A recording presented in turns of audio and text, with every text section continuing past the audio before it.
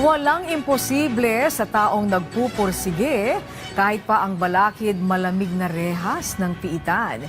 Yan ang pinatunayan ng ilang persons deprived of liberty sa Cotabato City na nagtapos sa tulong ng Alternative Learning System ng DepEd.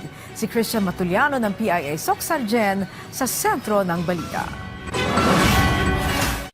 Sa likod ng mga rehas, may mga pangarap na patuloy na nabubuo. Isang katibayan na hindi hadlang ang pagkakapiit sa kulungan sa pag-abot ng edukasyon. Patunay dito ang siyam na persons deprived of liberty ng North Cotabato District Jail na matagumpay na nakapagtapos kamakailan sa senior high school. At 15 PDL sa grade 11 na sumailalim sa moving up ceremony. Naligaw man ako ng landas, kaya ako ay napiit sa bakal na rehas.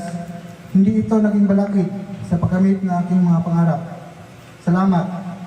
Salamat sa pasensya at pagtuturo. Salamat sa walang katapusang suporta at gabay upang mabigay sa akin ng lakas na ipagpatuloy ang naudlot ko na mitiin sa buhay.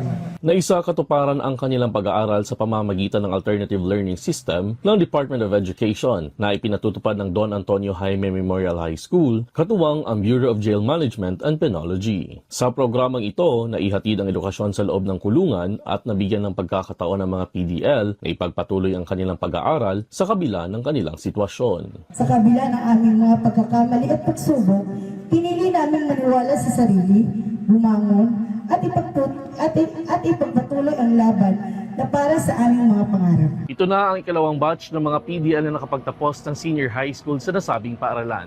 Kasunod ng kauna-unahang senior high school graduation na isinagawa sa Nabagit na jail facility noong nakaraang taon.